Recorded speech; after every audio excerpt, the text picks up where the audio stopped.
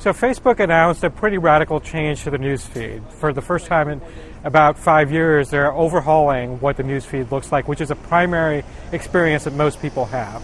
They're making the pictures bigger. They're making it easier to get access to certain types of content that perhaps wasn't surfaced as much before.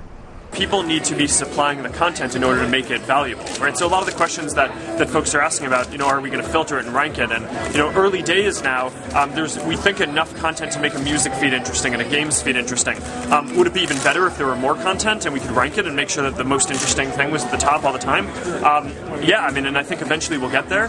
But I actually think setting up these feeds in the first place is one of the steps towards getting that content into the system. A lot of clutter, so it's good to have like a cleaner interface and just kind of, stick to the key components of the newsfeed.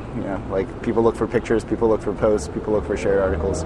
Don't really care about the third-party apps on the left side or what some really random friend just posted 3 seconds ago. So I think it's really cool because one thing I really want to see is the music section of it, because I'm a big music lover.